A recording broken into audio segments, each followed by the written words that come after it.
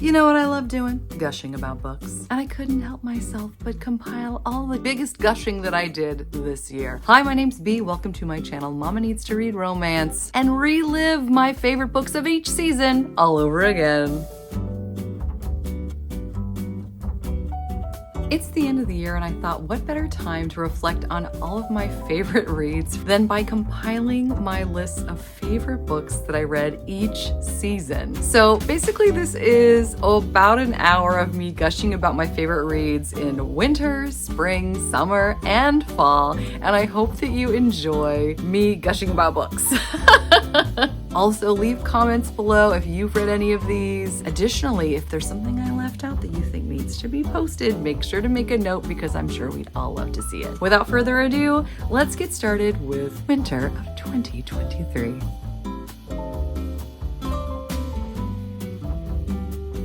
The first two I'm going to talk about were released in 2023. Midnight Duet, which was released January 10th, and The Wolf and the Wildflower, which was released February 27th. Midnight Duet. It's a modern-day, gender-flipped Phantom of the Opera. Erica Green, superstar in Broadway, flees to Nevada after being injured on stage. Her face is scarred, but so is her heart. She's trying to save her family's decrepit theater, and the only way to do that is to allow a German metal band to come and rent out the space. Christoph is the head of said metal band. The two of them are both very driven, very passionate people, and that translates into the way they feel about one another. The tension in this book built and built and built. Just when I thought it was going to be mainly physical, because both of them have walls that are built quite high, the author blindsides you with some emotional depth that is fantastic and makes the love scenes that finally come that much more worth it. I had a great time watching the two of them make beautiful music together. The Wolf and the Wildflower by Stacey Reed was released February 27th. It's got a lot of buzz and there's a good reason for it. It's a secret identity. Jules, who everyone thinks is a man, is actually a woman, but she has not fooled our hero. Oh no. He has been lost in the Canadian wilderness for 10 years, relying primarily on his senses. So he's not fooled at all from the moment she falls into his arms, literally, and he smells her neck and discovers, oh, she's a woman and he's attracted to her. And the feeling's mutual. I loved watching these two get over their feelings of isolation. I loved the chemistry. Anytime they're together, the scenes just jump right off the page. The ending was something I never saw coming, but left me cheering. It was so inventive, so different. I'm looking forward to reading more Stacey Reed soon.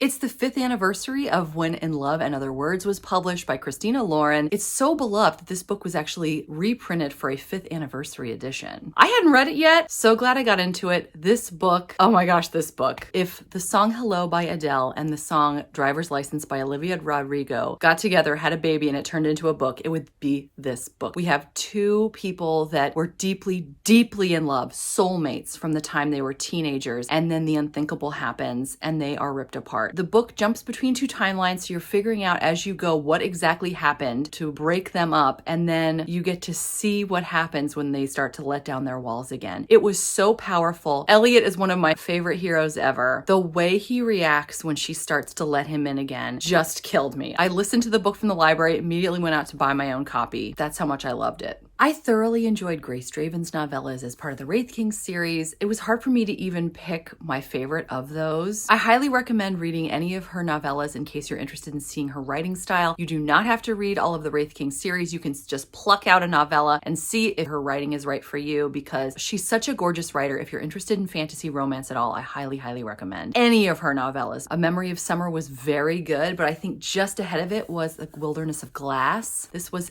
excellent. A widow discovers a merman and merchild along the beach. She rescues them, gets them back into the ocean, and he keeps coming back to see her. What was initially just a fascination between the rescuer and the rescued becomes a friendship, which becomes more than friendship. I loved watching the two of them fall in love. It was fascinating. There was a twist that I didn't expect. There was danger as well. This had a little bit of everything, and I'm hoping to goodness that we get to see these characters again in a future novel in the Wraith King series. I went into When Beauty Tamed the Beast by Eloisa James, assuming it was going to be a nice retelling of Beauty and the Beast. We have a girl. She's going to teach our gruff guy to love again. Grumpy sunshine, essentially, right? This was so much more. Yes, it does start out that way. We have Pierce. He's a doctor. He's grumpy. He doesn't want to be with anyone. We have Lynette. She's in need of a husband, and she's the most gorgeous girl in the country. Well, a sickness spreads through the land, and it completely upends the plot. Both of these characters become completely deconstructed and put back together thanks to the love that they have for one another. The power of forgiveness, the power of unconditional love, not even just for this couple, but another older couple that was also highlighted in the story, had me stunned that a fairy tale remake might actually be better than the original. Yeah, I said it.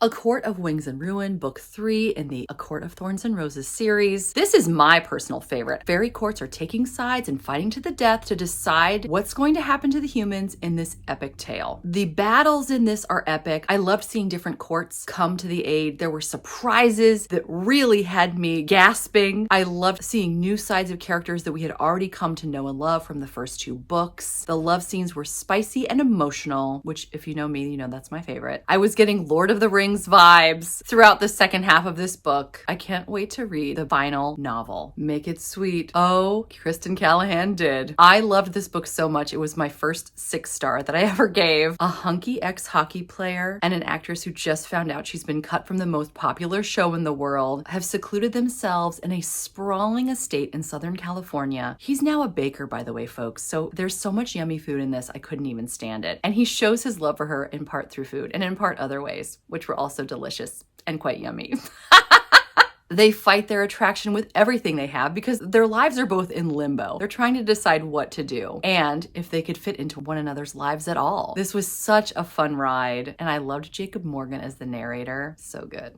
This Christmas novella, In the Bleak Midwinter, written by Mary Jo Putney, which you could find in The Last Chance Christmas Ball. I read it in December. I thoroughly enjoyed it. We have a gentleman, he's back from the war. He is scarred and believes that he is no longer deserving of love. His childhood sweetheart is out to prove him wrong. I cried multiple times, even in my Vlogmas video. Every single character in the story was just the sweetest thing. It was such a lovely story, especially in the Christmas season, but really any time of year. I became a Mary Jo Putney super fan after reading this one short story. I fell in love with another narrator this year, Christian Fox, when I was listening to The Deal by Elle Kennedy. This was a college romance. He's a hockey player. Garrett turned me off initially, though. I didn't think I was going to like him, but he absolutely came around. He was incredible. This was emotional. It was spicy again, my favorite. Hannah is overcoming some trauma, which, by the way, I'll talk about all the trigger warnings in my description box if you would like to see. She's wary of being with men. Garrett is out to show her that she can enjoy that side of life again. Initially, they're study buddies, and they're sort of enemies to lovers, really. They become friends first. I just so enjoyed watching them fall for each other, and especially watching him take care of her. But then she takes care of him too. And it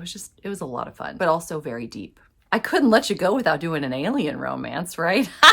This is Barbarians Prize, which is book 5 in the Ice Planet Barbarians series. I thoroughly enjoyed this one. Again, we have Tiffany. She is trying to overcome some trauma from her past. She is afraid to be with a man. We have a blue alien who wants to fill that position. Actually, there's a lot of blue alien men that want to fill that position, which is why this book is called Barbarians Prize. They're having contests to see who can win her heart, or at least go on a short trip with her. Saluk is one of the biggest cinnamon roll heroes I've ever seen. This series is full of cinnamon roll heroes, which is why I love it so much. But Saluk especially, he doesn't understand what is going on with Tiffany. He doesn't even care if she is really in it for him because he is so all about her. He's head over heels. All he wants is to make her feel safe and happy and appreciated. And I appreciated that. It was a great story.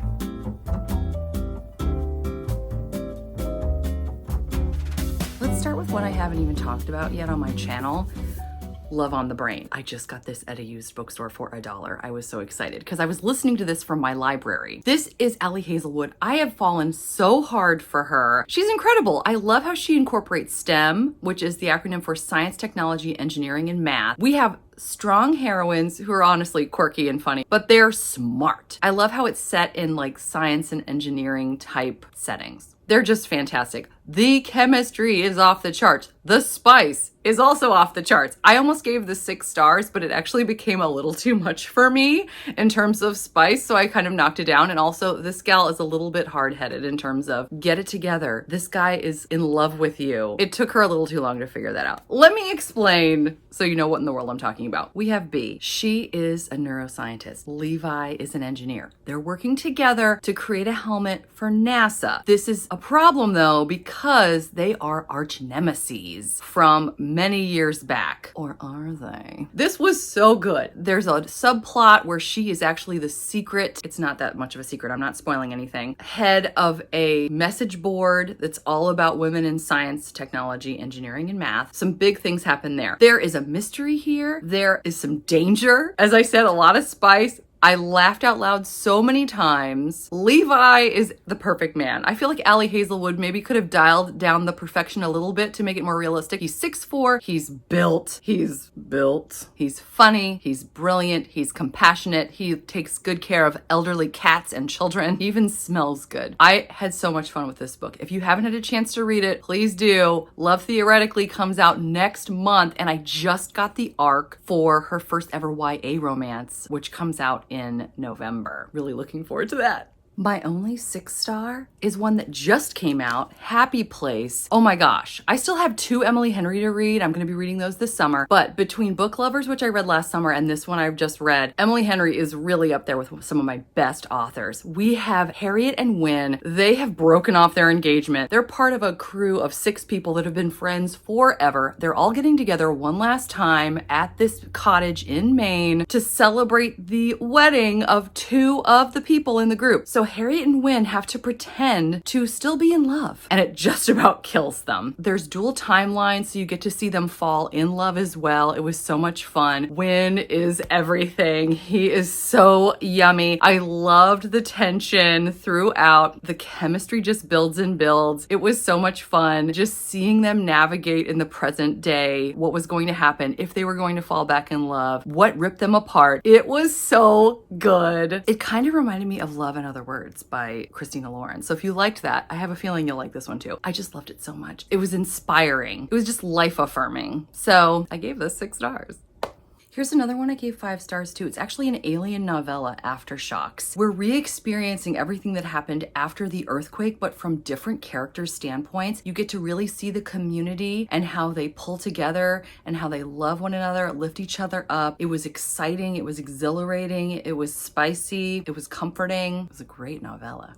This next one I stumbled upon by accident. It was never on my TBR. Love at First Psych. It was an Audible original. It popped up in March. Carabastone. Who doesn't love a good Carabastone Audible original? If you've never heard one, you do need to try it out. One of my favorite things, though, I have to admit, is Santino Fontana, who narrates Robbie. I love that man so much. He's hilarious. His comedic timing is unparalleled. And then we have Marigold. These 2 people are working on a project for their sociology class in college, and they're traveling around New York interviewing couples to see if love at first sight really does exist. Maybe they even have feelings for each other. But it's a full cast of characters. There's sound effects. You really feel like you're living it. And it's only between 3 and 4 hours long. It's short. It's super cute. It's funny. It was a great time. I don't know if there's anything else that I can even say about another one of my favorites from this spring, Always Only You by Chloe Leese. It's book 2 of the Bergman Brothers series. It features Frankie, who has rheumatoid arthritis and autism, and Ren, cinnamoniest cinnamon roll hero that there is. He's so dear. Their love is unrequited this long because she's the PR person for his hockey team. So it's, forbidden love, which isn't that just so fun? I just love the way he cares for her. I love the idea that even though a person can be flawed, and we all are, right? We're all still deserving of love, and we need to let ourselves accept that love, which is what Frankie does over time, thanks to Ren and his fabulousness. Chloe Leese, man, she's just my favorite. I need to dive into her Wilmot Sisters series like yesterday, so I'm going to be tackling that next. And of course, awaiting the 7th book of the Bergman Brothers series, Only and Forever. Oh, A Night to Surrender. I have to thank Rachel of Rachel Reads and Sings, because I don't know when I ever would have gotten to the first book in the Spindle Cove series if it had not been for her rustling a bunch of us together. Yes, I said that, rustling a bunch of us together. I grew up in North Carolina, folks, so occasionally it comes out. Anyway, bringing us all together to do this Tessa Dare summer. I'm having such a blast already with those gals. Anyway, this book was phenomenal. I gave it 5 stars, and Autumn is the one that actually gave me this copy. And Autumn, thank you so much again. I talked about this the other day, but I didn't show the step back. How dare I? Let's look at it right now. We've got Susanna Fair, and Bram, and some gorgeous, gorgeous clothes. Love that color. But Spindle Cove, if you've never been there, it's this respite for women who are considered spinsters. They're quirky. They're just there because they're not marriageable and nobody knows what to do with them. But in reality, it's this place where these women go to be themselves. And it's all led by Susanna. Well, Bram comes to head this militia to protect England from Napoleon, and apparently they think there could be something going on at Spindle Cove, though nothing ever happens there. And Bram's job is to create a militia. He finds this ragtag of men, the few men that are there, and hilarity ensues. These two butt heads, but then sparks ignite. It is such a good time. I laughed, I cried. It was dramatic in parts. By the way, I'll do trigger warnings in my description box of all the books. I forgot to mention. Anyway, it's funny, I have several Chloe Lease Bergman Brothers books in my top 10, and every time I get to one, I'm looking at the one back here that I just got from a dear friend, which I'll talk about in a minute, but I cannot keep these titles straight. So I'm like, is this the book? No, that's not it. Different title. Anyway, let's talk about If Only You. I gave this one 5 stars. I enjoyed it so much. It was just published last month. It's the 6th book in the Bergman Brothers series. We have little sister Ziggy. She's the youngest of them all. She wants everybody to see her as the adult that she is. They've always worried about her because of her recent autism diagnosis and the fact that she's just the baby of the family. So she's ready to bust out and live her best life, and she's going to do it by befriending Sebastian Gautier, a fake friendship. He happens to be good friends with Ren, the aforementioned cinnamon roll guy I was talking about earlier. Anyway, Sebastian's the bad boy. Ziggy's hoping that she can help his reputation and that he can kind of make everybody think she's more adult. I loved this book so much. The growth that happens in these characters, I don't know that I've ever seen such realistic growth. I just love the way that Sebastian really puts the work in to become worthy of Ziggy. I loved the spice. I loved the emotion. I loved the entire ensemble cast and how they treated Sebastian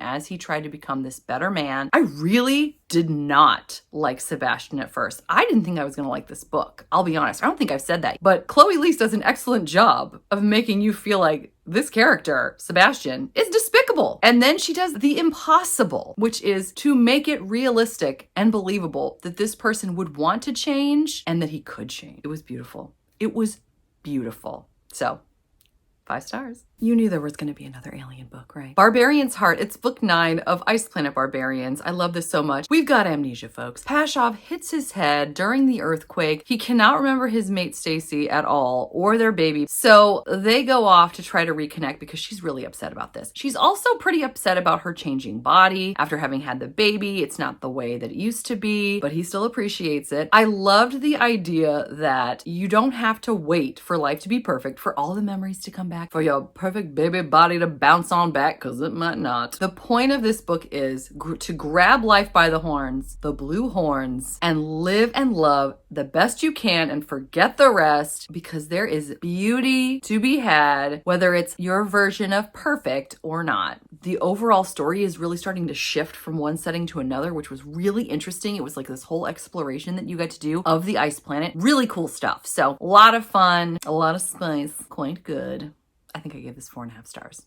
Here we are, With You Forever by Chloe Lease. I'm finally talking about this one. I cannot keep these titles straight. This book, by the way, was given to me by Steph of Novelty Corner for my 1,000 subscriber celebration. Thank you so much, Steph. I'm so excited about this book. It is truly one of my favorites too. Steph was mentioning it's one of her favorites. This book actually has a marriage of convenience in it because he can't get his inheritance unless he gets married. This was the first time I saw this in a contemporary romance, and at first I was like, what? But then it turned turns out to be just adorable. We have introverted Axel. Nobody can really break through his shell except for Rooney. She has her own things going on. She fights celiac disease, and I think it keeps her from living life fully or embracing all the things she can embrace. But luckily, as always, we have a hero here who's going to help her and love her through everything. And she does the same for him. I loved watching them grow together and fall for one another. As you may know about me, in love scenes, emotion is everything. And when, I know I said this already, but it bears repeating, words such as cherish, adoring, and reverent in a love scene, yes please. I think there's even forehead nuzzling in this. It's just so cute, so deep, so Chloe Leese. I loved it so much. The last one is one that I just talked about the other day, The Dueling Duchess. It was just published on May 23rd. It blew my socks off. It was really well done, got a lot of history. The writing was super highbrow, which was why I was super surprised when it was the spiciest historical romance that I've ever read. Yeah. I was not prepared for that at all. I had to pick my jaw up off the floor, and it was a little much. When somebody told me that this author actually also writes as S.M. La Violette, and she does historical erotica, I was like, oh yeah, I can see that. I can see that. I can't even imagine how spicy her historical erotica is. Oh my. Anyway, we have Cecile. She is the head of an all-women's circus. She is a feminist. She is strong. And she's got Guy, who is groveling at her feet through a lot of the book. I mean, if you like groveling, this book is for you. She tortures him a fair bit before she takes him back. This is a second chance romance. He is trying desperately to win her back, and he will do pretty much anything that she asks in order to do that. There's a lot going on in her past that affects the present. There is a lot of danger in this, mystery. It made me want to go back and read the first book in the series, and then the third book in the series is coming out this fall. I can't wait for that one either.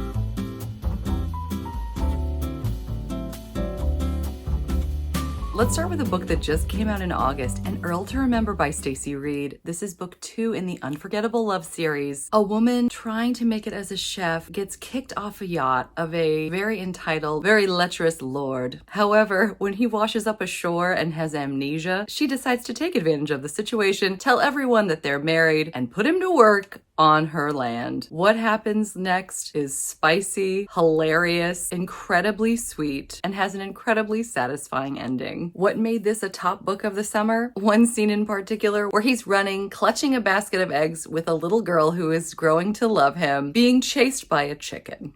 Another book that debuted this past summer was Hello Stranger by Catherine Center. We have a woman with face blindness who's a portrait artist. She's fallen in love with 2 men, but she can't see either of their faces. The premise sounded hilarious. I was ready to laugh, which I did, but I also got a heavy dose of beautiful truths for life. I also loved this author's note about why romance books are important. And a scene that really stole the show this summer for me included her roller skating on the roof of her building to a disco song, then running into the man who might be the one for her. Super cute. Yet another book that just came out this summer that I was lucky enough to get the advanced reader copy of, What's a Duke Got to Do with It, which is book 2 of the Sinful Spinsters series by Christina Britton. I've fallen so hard for this author and this series. We have 2 people, Sebastian and Katrina, who were just about to start a relationship, but fate had other plans. Well, 4 years later, this is now a forbidden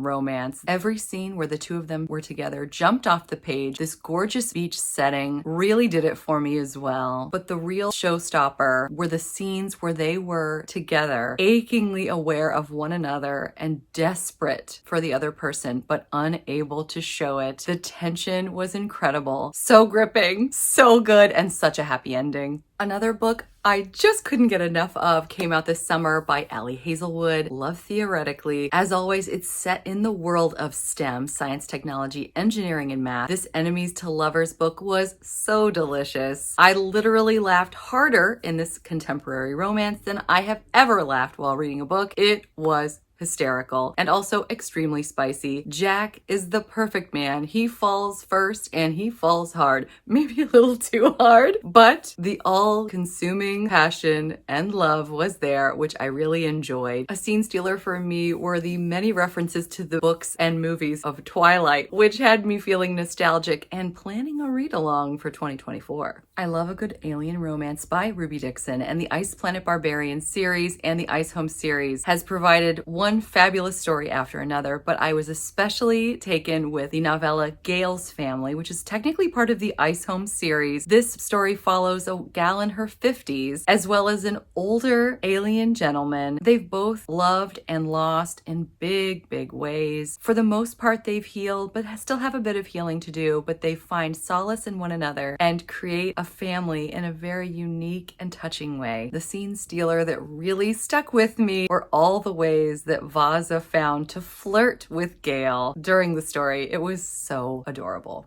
I read my first Diana Quincy this summer. This was book 1 of the Clandestine Affairs series, Her Night with the Duke. I went into this wanting to try an age gap romance and got so much more than I bargained for. Our heroine is half Arabic, and it was really neat seeing her representing her culture in the story. What a neat topic in an historical romance. She was strong, and he was fiercely in love with her. This was a forbidden romance that had me clutching my pearls. The two of them have a chance encounter one night, and then she discovers that he's supposed to marry her stepdaughter. I adored this woman especially. She takes no prisoners while being true to herself. One scene-stealing moment for me, she was showing her displeasure in someone by throwing golf balls at them. You're not going to see that in too many historical romances. I laughed so hard. I also fell in love with the first book of the Forever Yours series by Cara Bastone, Just a Heartbeat Away. This book taught me that she is far more than just her Audible originals, which I did thoroughly enjoy, but she can really write a beautiful romance novel that's deep, humorous, and has some very spicy scenes that I really did not expect. This also age gap romance about a man in his early 40s and a woman in her late 20s. Our hero is ready to move on after the death of his wife many years before, and it turns out to be his child's former teacher who teaches him how to love again, while he teaches her what true love really feels like. A standout scene for me included a scene after a special teaching event, the two of them together in a dark hallway where they finally admit the depth of their feelings was steamy but left you wanting more. I have the pleasure of reading several new to me Tessa Dares, and the standout for me, number 1, was Romancing the Duke. This is a Beauty and the Beast retelling. It includes a woman who is trying to overcome the stigma placed on her by society after having been a child star, essentially, due to her father's beloved books. And we have a gentleman who is a recluse. He's injured and blind and not willing to let anyone in. The two of them really see one another for who they truly are. And I know that sounds cliche, but it was a whole other level in this book. I'm serious. Our hero is a prideful man, very stubborn. So the standout scene for me, which I will be thinking about for a very long time, includes a speech that he gives in front of everyone to demonstrate the depth of his love. I want to use the words, but I don't want to ruin it for anyone. And I also don't want to cry because it was so incredible, but it made me sob in a happy way. Fabulous ending. I read 4 of the Ruthless Rival series books this summer, all by Kate Bateman, and all terrific, but this one was the standout for me, A Daring Pursuit, which is book 2. This Enemies to Lovers book was so incredibly yummy. Our heroine is ready to give up on love and just take a match that's not made in heaven. Well, our hero from a rival family is not about to let that happen. He wants to teach her how good love can be, and I have never enjoyed a book where he's got to teach her as much as I enjoyed this one. Why? The standout scenes, of which there are many, include him teaching while ravishing and especially cherishing, which is my favorite. And last but not least in my top 10, what better staycation than to read The People We Meet on Vacation? Emily Henry is superb at taking dual timelines and mashing them together to make every chapter unputdownable and keep you guessing until almost the very end. I thoroughly enjoyed this friends to lovers story about a woman who realizes, maybe too late, that her best friend might be the only man she wants. I loved the different settings of the different vacations they go on, but the big scene stealer for me, when the tension finally builds to a point where you know a big reveal is coming, they were already overheated and things got even hotter in a scene I will not soon forget.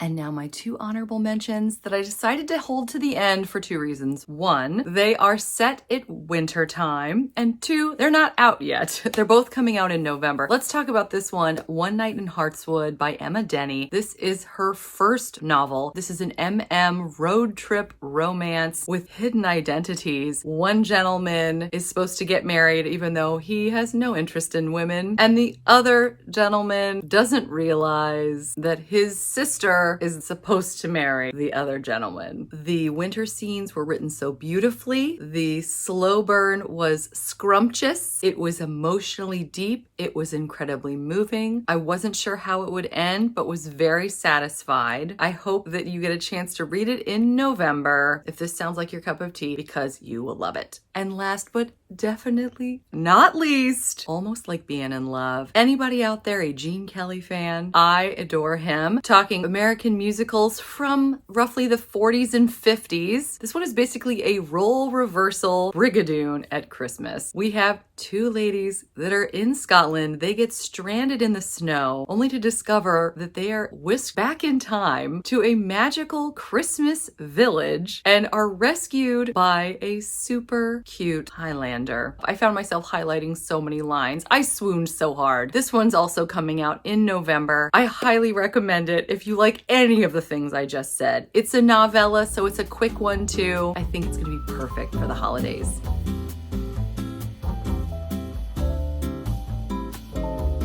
I'm going to start with one I haven't mentioned on my channel at all yet. I saw this cover on Instagram. I had to read it. I don't have time to read this. It's on Kindle Unlimited. I've been sneaking away every time I can to read a little bit more. I'm only at 65% right now, and I know that maybe I should wait until I finish it before I add it to my favorite books of fall. But this book would have to make a major misstep not to get 5 or 6 stars from me. I am so in love. It's Halfling by S.E. Wendell. We have a man who's half orc, half human. He has a little bit of a sad backstory, and a woman who he is rescuing from a fate worse than death in his orc clan. They go on a road trip together. I love a good road trip romance. And sparks start to fly. Oh my gosh, the slow burn is insane. At one point, I just wanted to rappel into the book with a bullhorn and say, "You like her, and you like him. All right, figure this out." But the tension is so good. I would call this cozy fantasy, and it is, but sometimes I'm gonna be honest, I feel like cozy is sort of a euphemism for boring. I hope that doesn't offend anyone, but I do kind of feel that way sometimes. This cozy, though, is so different. The author really gives her characters room to breathe, if that makes sense. Like, that it's slow, but it's beautiful. The characters are so richly developed. The thoughts in their minds, like, you just feel like you're there with them going through the woods in the fall. There is a lot of spice in this book, but for me, it's not too much. I know I say that a lot, but in this case, it's so frequently imbued with the most gorgeous emotion. I found myself tearing up because we have a man who didn't think that he was deserving of love, and now he's finally feeling affection from someone, and I'm trying not to tear up now, and it's really hard, but oh, it's so good. It's so good. I can't wait to finish this. It's book 1 of a new series, and I am already here for it. I've got this book on my wish list. I just can't buy any more books that I already have read without feeling really guilty. So anyway, the art, by the way, is the other thing that sold this for me. On S.E. Wendell's Instagram page and her website, you can see some of the most gorgeous art of people who have been inspired by this book. Some of it's not safe for work, but it's all gorgeous. So anyway, I'm loving this book so much. Stay tuned for my November wrap up to find out what this wound up being for me. I can't wait, except then it's over. So I have mixed feelings. You know, it's a good book when you want to find out what happens, but you don't want it to end, right? Speaking of buying books that I already own, Life is Better with You. I got the ARC when I fell in love with the cover again. So many of these books start with me loving a cover. And I will admit, I don't always end up loving the books I love the cover for. I've got this example and also this one. So you never know, but in this case, I really did fall in love. All the tropes that are just so good. We've got secret pining, 4 years. He falls first, years ahead of her. She feels like she's just not good enough. She's been with tough guys, has never been with a cinnamon roll hero, but when he needs her to fake date him to go to his sister's wedding over Christmas, he just gets the opportunity to show her how good it could be, and it is so yummy. It's so yummy. I loved it so much. This is a brand new author. I am all in on this author. If you go to her website, which I will link in my description box, you can get the prequel novella about how the two of them met. Also, but until December 1st, she's giving out the first 2 chapters of the next book in this series, which is right here. It's coming out in 2024. I can't wait. It's just so good. I binged this over a weekend. He is so yummy. And it's deep too. He has a grandmother who just doles out this great wisdom. The ending just made me clap for joy. I loved it so much. Not to sound like a broken record, but I saw this cover on NetGalley. It was only 4 days before release when it was released on NetGalley. I got the audio. The narrator is gorgeous. Her voice is like melted butter. It's fantastic. I listened to this 19-hour audiobook in 4 days. Didn't regret it for one moment. We have The Great Gatsby meets ACOTAR, and I want to apologize to Lizelle of Lizelle Loves Books because I heard her in her video. She talks about not getting that reference, the ACOTAR reference, until the end of the book, like the last 20%. So I'm sorry if that was confusing, but it's high fantasy, it's fae. He is a bootlegger. He is the Prince of Prohibition, and we have a girl who's been very, very, very sheltered in the South until tragedy strikes and she moves up north to New York City in the roaring 20s. It was so much fun. I mean, we have these incredible, exciting 1920s New York City vibes, but then we add a whole new level with this high fantasy, fae type deal. We've got fated mates here, enemies to lovers. He's a bit of a bad boy, which I don't normally go for, but it really worked in this situation. There's a scene towards the last third when she finally gives in to him and they fulfill their fated mates prophecy, if you will, that is so gorgeously done. I need to see art of this on Instagram desperately. It just, every moment I turned on the audio, I just felt like I was transported to that world. Great writing. There's another book called The Veil of Violence, which is going to be published in February of 2024. You better believe I'm going to be reading that right away. I didn't know I was such a fantasy fan until I read this. Okay, so I've got one more story for you about a book I saw on NetGalley, fell in love, and now I have the physical copy. It's Allie Hazelwood. So, you know, it had nothing to do with the cover. It was Allie Hazelwood, and I was so excited to get this ARC. And I didn't buy this. Amina, one of my fabulous online friends, got me a gift card. So thank you again, Amina, for buying this for me, basically. I'm so excited. This is a YA romance. I gave it 6 stars because even though I am not the target audience necessarily for a YA, because I'm not Y anymore.